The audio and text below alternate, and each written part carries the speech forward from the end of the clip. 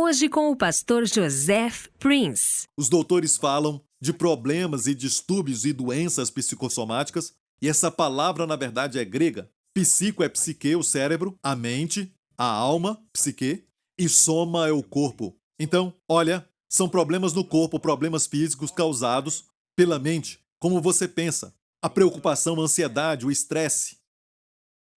E isso é fato, provado cientificamente. Amém? Tem outro problema onde os médicos falam que é uma desordem do sistema imune, que é o resultado do seu corpo, o sistema imunológico, amém? Que começa a lutar contra seu próprio corpo. Em vez de servir o propósito de imunizar todo o sistema do corpo, amém? Está agora lutando contra o corpo. É como uma guerra civil ambulante, porque você não está em paz consigo mesmo. E Deus quer que essa paz com Deus que temos com Ele se transformar em a paz de Deus. Amém? E o que eu estou falando hoje vai fazer com que a paz de Deus reine soberana no seu coração. Aleluia! Mas esses que torcem essa passagem das Escrituras, sabe, na verdade, estão roubando as pessoas da paz de Deus. E eles acreditam que ameaçando, quando as pessoas estiverem debaixo de ameaças, então vão consertar as suas vidas. E, amigo, consertar as suas vidas por causa do medo não vai criar amor no coração por Deus. Amém? Não vai fazer isso. Nós queremos que o povo de Deus tenha o comportamento certo, mas mais do que isso, queremos a atitude própria de amor, paz, alegria, amar a Deus e assim ter o comportamento certo. A razão de não cometer adultério é porque ama a esposa. Tem gente que não adultera, mas não ama a esposa, por causa de outras razões e também de ameaças que estão por aí. E pode até ter medo de perder o emprego porque é uma pessoa conhecida, algo assim. Mas Deus quer que não façamos algo, amém, por causa do amor nos corações. Amém? Então não é importante só ter o comportamento certo, mas tem que ter o motivo certo por trás desse comportamento. Glória a Deus. E a paz de Deus é o que nos faz ter as ações corretas, comportamento certo, o serviço certo para o Senhor. Amém? E amigo, passagens assim têm sido mal interpretadas e falam que o crente pode perder a salvação. Como eu falei antes, o livro de Hebreus foi escrito aos Hebreus. Capítulo 1, a partir do verso 1, nos fala que, havendo Deus antigamente falado muitas vezes e de muitas maneiras aos pais pelos profetas, obviamente está falando para o povo judeu. Os hebreus, porque o pai deles adorou o Deus verdadeiro de Abraão, Isaque e Jacó. Não está falando a nós, os gentios que não são judeus, os nossos pais. Obviamente, então o contexto é importante. Isso é número 1. E quando fala de pecar voluntariamente, se alguém falar isso para você e dizer que você sabe que se pecar voluntariamente você perde a salvação, certo? Mas só há um temor por causa do juízo que virá sobre você. Se falarem isso, pergunte para eles, você já pecou voluntariamente? Depois de nascer de novo, depois de receber a Cristo, é muito fácil apontar o dedo aos outros. E um fato sobre as pessoas que ensinam isso e que se você é salvo não quer dizer que você é salvo, você pode perder a salvação, é que eles sempre creem que eles não podem perder a salvação, mas creem que outras pessoas podem perder a salvação. Então, muitas vezes, as pessoas que ensinam isso não estão falando deles, mas dos outros. Eles têm problema, eles vão cair, essas pessoas vão cair, mas não eles. Ok? Faça essa pergunta para eles. Se pecar voluntariamente, perde a salvação? Você já pecou voluntariamente? Pergunte para eles se eles pecaram assim, depois de ter recebido a Cristo, depois de nascer de novo. Seja honesto. E é verdade que todos nós pecamos voluntariamente, a não ser que esta passagem aqui é a definição de Deus de pecar voluntariamente, com os olhos abertos. A Bíblia fala no Antigo Testamento que é até levantando as mãos. Amém? Pecar com os olhos abertos. O que é voluntariamente? Obviamente, todo pecado que o crente comete, sabe, desde quando nascem de novo até o dia de hoje, foi voluntário. Não pode dizer que não foi. Mas tem uma categoria de pecado voluntário. E uma certa vez, Deus falou pecado voluntário, que não há nenhum perdão para ele. Ele é, na verdade, vou falar isso agora, é virar as costas para Jesus Cristo. É como se batesse na mão de Deus e dizer, não preciso de ti, eu posso conquistar a minha salvação. E se olhar bem, esses pecados são pecados contra a graça. Aqui fala do Espírito Santo, fala se fizer agravo ao Espírito da graça. É uma rejeição da graça. O Espírito Santo é chamado o Espírito Santo, Espírito de santidade. Mas aqui fala de Espírito da graça, é rejeitar a graça de Deus. E perceba que aqui diz: e tiver por profano o sangue da aliança com que foi santificado. Torna profano este sangue. O que quer dizer? Para o povo judeu, isso foi escrito para os judeus, profano quer dizer que o sangue de Jesus seria como o sangue de bodes e touros, comum, porque naqueles dias era comum derramar o sangue de bodes e touros para o pecado. Mas o sangue de bodes e touros só cobria o pecado. Ano após ano, no Yom Kippur, dia da expiação, eles sacrificavam o boi e aquele sangue cobria o pecado da nação por um ano. E no ano seguinte faziam de novo. Era só para cobrir, mas não removia, como o sangue de bodes e touros podia tirar o pecado, a Bíblia diz. Mas quando Jesus veio, o verdadeiro Cordeiro de Deus, cujo sangue tirou todo o pecado das nossas vidas. Amém? Então aqui temos algumas pessoas que consideravam o sangue de Jesus algo comum. E será que nós também estamos considerando que o sangue de Jesus é bom só para um dia, até o próximo pecado, e depois é bom até o próximo pecado? Nos tornamos piores do que Israel, porque pelo menos era um ano para eles. E todo ano eles renovavam. Mas para nós, não dura nem um dia. Consideramos o sangue de Jesus como algo comum, mas a Bíblia diz que Jesus, pelo Espírito Eterno, ofereceu-se a Deus e conquistou para nós redenção eterna. Então o sangue de Jesus tem uma qualidade eterna, meu amigo. Amém? Dá para nós o perdão eterno, como a profecia de 70 semanas de Daniel, que o Messias traria para nós uma justiça eterna. Amém, amém, amém. Então aqui ele falou isso, e a Bíblia também nos mostra que eles rejeitaram a Jesus Cristo, rejeitaram o Espírito da graça e voltaram ao sacrifício nos templos. Isso é um grande pecado. Recentemente, falamos de quando Abraão recebeu a promessa de Deus, que Deus o abençoaria com a sua descendência. E abençoando te abençoarei. Perceba como termina. É impossível que Deus minta. Devemos nos focar nessa passagem, porque muitas pessoas conhecem a passagem antes, que é impossível renová-los para o arrependimento. A parte negativa dos impossíveis. E aqui temos um impossível positivo, que ninguém fala sobre isso. É impossível Deus não te abençoar. Amém? Durante esse tempo da crise financeira e até de fome, esse tempo de pandemia, olha aqui, é impossível para Deus não te abençoar. Ele jurou o que é necessário. Amém? Para sermos convencidos, a Bíblia diz que Deus jurou para termos uma forte consolação. Você sabe que Deus não tem que jurar, não é? Sua palavra basta. Deus não volta atrás na palavra. Deus jurou, ele veio até o nosso nível. E a razão foi porque ele quer nos convencer, certo, sem nenhuma sombra de dúvida. Ele quis nos dar um forte encorajamento, que certamente abençoando, ele nos abençoará. Devemos ter essa atitude durante esse tempo. Quando pensamentos vierem na sua mente de dúvida e de descrença, pensamentos até mesmo de medo, medo do futuro, medo de não ter o bastante para alimentar a sua família, medo de até mesmo perder a sua saúde, medo de alguma doença, seja o que for, você tem que saber disso. Eu sou um homem para quem Deus prometeu, porque eu sou a descendência de Abraão em Cristo. Eu creio em Cristo e Deus me prometeu para mim e ele vai cumprir. É impossível para Deus não me abençoar. Você tem que pensar assim. Amém? Alguém fala porque as pessoas estão perdendo o emprego. Você está preocupado? Você diz, não, é impossível que Deus não me abençoe. Amém? É impossível. Impossível que Deus minta no contexto de, certamente abençoando, te abençoarei. E ele jurou por si mesmo, com juramento. Ele não tinha que fazer isso. Amém? Glória ao nome de Jesus. As pessoas usam a bênção de Deus de tal maneira que eles tentam até mesmo separar a bênção de Deus das coisas que são básicas na nossa vida, como a provisão, e vão até falar contra as pessoas que creem na cura e prosperidade. Mas todo pai quer isso, quer ver o seu filho bem. Nenhum pai quer ver seu filho doente, a não ser que ele mesmo esteja doente na cabeça. Todo pai quer ver o seu filho bem. Mas se o crente crê que Deus vai abençoá-lo, dizem, você acredita na teologia da prosperidade? Não se deixe intimidar por eles. Pergunte a si mesmo, como Jesus disse, se você sabe dar boas coisas aos seus filhos, quanto mais o Pai Celestial dará boas coisas aos que lhe pedirem.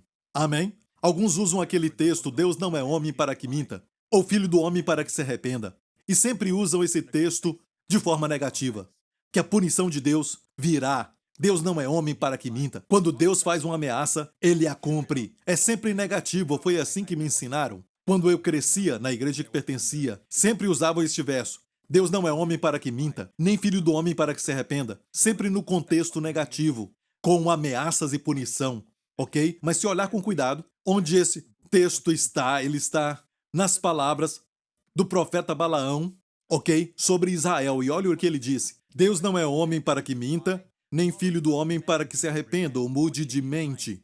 Porventura diria ele e não o faria, ou falaria e não o confirmaria. Eis que recebi mandado de abençoar, pois ele tem abençoado e eu não o posso revogar. Este profeta Balaão foi contratado pelo rei de Moabe, Balaque, para amaldiçoar o povo de Deus, para amaldiçoar a nação de Israel. E ele disse, toda vez que eu tento amaldiçoá-los, eu não consigo, porque como posso amaldiçoar quem Deus abençoou? E Deus os abençoou, eu não posso revogar isso. Agora diga isso, Deus me abençoou. Ninguém pode revogar isso. Nenhum demônio, nenhum homem pode revogar as bênçãos de Deus na sua vida. É irrevogável. Eu disse é irrevogável. Amém. E o contexto de Deus não é homem para que minta, é que quando ele te abençoa, ninguém pode revogar. Deus não pode mentir. Amém. Você é abençoado? Você vai ser abençoado. E continuará sendo. Ninguém pode revogar isso. Amém? O contexto aqui é tão lindo, continua dizendo que Deus não viu iniquidade em Israel, nem contemplou maldade em Jacó.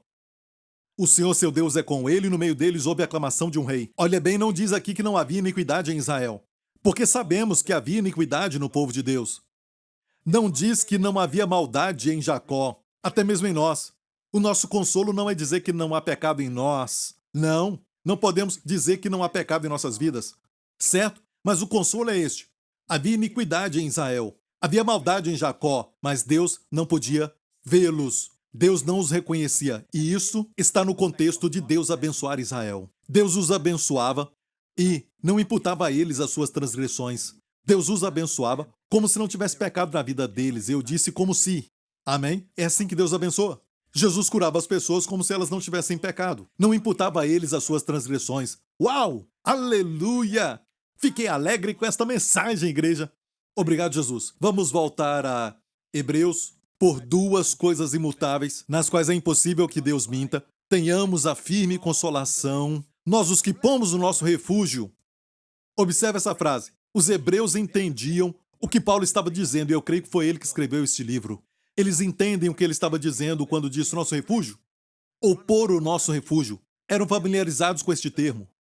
Refúgio conheciam bem. Correr para refúgio era algo que o Antigo Testamento já tinha falado. Na época de Josué, Deus disse quando entraram na terra, preparem cidades de refúgio. Vamos ler sobre isso? Em reter a esperança proposta. Números 35. Falou mais o Senhor a Moisés, dizendo, fala aos filhos de Israel e dize-lhes, quando passardes o Jordão, a terra de Canaã, fazei com que vos estejam à mão cidades, que vos sirvam de cidades de refúgio, para que ali se acolha o homicida que ferir alguma alma por engano. Olha, isso é importante. Cidades de refúgio para alguém que tinha matado alguém acidentalmente, ou seja, por engano. Olha, a Bíblia interpreta a Bíblia, nós vamos trazer isso dentro do contexto do que estamos falando, ok? Claramente. Era para pessoas que tinham cometido um tipo de homicídio que não era intencional, mas homicídio por acidente. Não houve nenhuma malícia ou um tipo de planejamento para fazer o mal, matar a pessoa. Foi por acidente ou na categoria de homicídio por engano, certo? Não era para aqueles que matavam uma outra pessoa a propósito, aquele crime que é premeditado. Certo? Lembre-se disso, é muito importante. Vamos ler mais? E estas cidades vos serão por refúgio do vingador do sangue, para que o homicida não morra até que seja apresentado à congregação para julgamento. E das cidades que derdes haverá 6 cidades de refúgio para vós. 3 dessas cidades dareis além do Jordão, e 3 dessas cidades dareis na terra de Canaã. Olha isso, Deus é tão maravilhoso que ele as fez acessíveis. 3 do lado leste do Rio Jordão. O Rio Jordão passa bem no meio da terra de Israel. Deus disse então 3 ao leste, amém? Para ficar bem distribuída. E 3 do lado oeste. Então eram bem acessíveis. Para alguém que matasse uma pessoa por acidente, podiam correr para a cidade mais próxima de refúgio ali. Deus tornou isso fácil, porque ele não designou só uma cidade, mas espalhou as cidades para todos terem acesso. E vamos continuar lendo. Serão por refúgio estas 6 cidades para os filhos de Israel, e para o estrangeiro, e para o que se hospedar no meio deles, para que ali se acolha aquele que matar alguém por engano. Mas era somente para aquele que matar alguém por engano, ou por acidente. E depois fala algo muito interessante, porque no Antigo Testamento Deus esconde figuras do seu Filho. Está em toda a Bíblia, até mesmo nas leis e nas ordenanças, nos estatutos. Vemos o Filho de Deus. Amém? Busque por ele, ok? E bem aqui, olha bem isso. Deus esconde a figura do seu Filho. Quando continuamos lendo no verso 16, porém, se o ferir com instrumento de ferro e morrer... Instrumento de quê? Ferro. Homicida é, certamente o homicida morrerá. Ou se o ferir com instrumento de pau que tiver na mão, de que possa morrer, homicida é, instrumento de ferro e instrumento de pau. Jesus foi pregado na cruz com instrumentos de ferro e a cruz era instrumento de pau. Então isso faz de todos nós que o crucificamos, judeus e gentios, os que o crucificaram homicidas, claramente, certo, aqui não é por acidente, mas aqui é homicídio. Por isso o resultado é certamente o homicida morrerá. Certamente o homicida morrerá. Mas algo aconteceu na cruz que faz de tudo isso ser mais um pecado voluntário, ser um homicídio premeditado. Jesus mudou tudo isso. Porque em Lucas 23 a Bíblia diz, e eu creio que foi no momento que o crucificaram isso aconteceu. Quando ele disse isso, Jesus disse, Pai, perdoa-lhes, porque não sabem o que fazem. Não sabem o que fazem.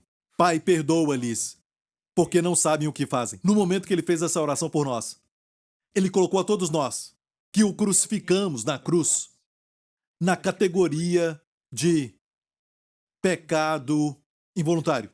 Homicídio involuntário. Não é premeditado. Aleluia! Quer dizer que qualificamos a ele a verdadeira cidade de refúgio. E você sabia que todo o tempo que a pessoa vivia na cidade de refúgio, vivia protegida? Protegida dos parentes do homem que matou? Vivia ali bem seguro? Não somente isso, ele tinha também a provisão que deveria ser dada a ele pela própria cidade. E as cidades de refúgio eram dos sacerdotes.